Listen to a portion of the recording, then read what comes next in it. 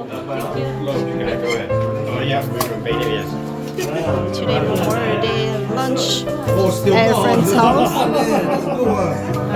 A team barbecue dishes. Zhao the chicken, and the best part, best dish, seafood boil. Cá chạch phở nữa. Nó giờ nấu nhau nó sòn rồi đây là không có lửa nữa.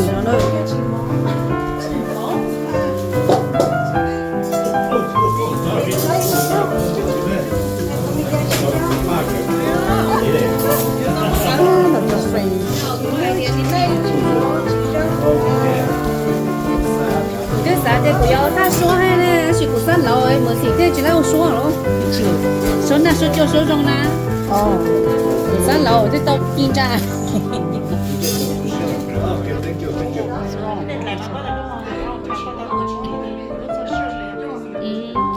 nó để cho bởi tôi sẽ tao nên nó trong một chết à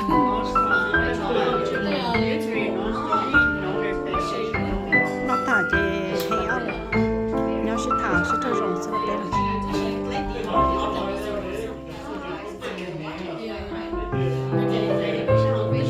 nó thả cho là chúng mình snack ăn tập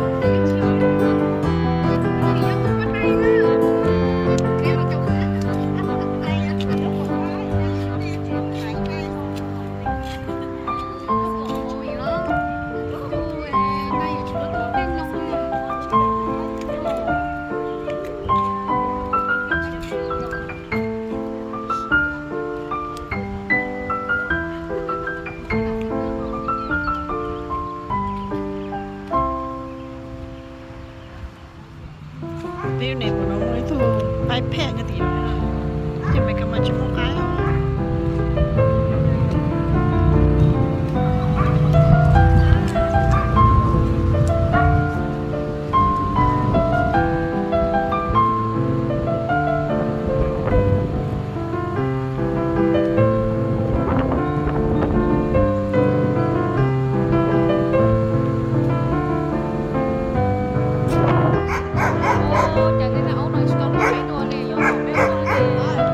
không chỉ tao bảo nó mua liệu để mà bé chỉ vô đây thôi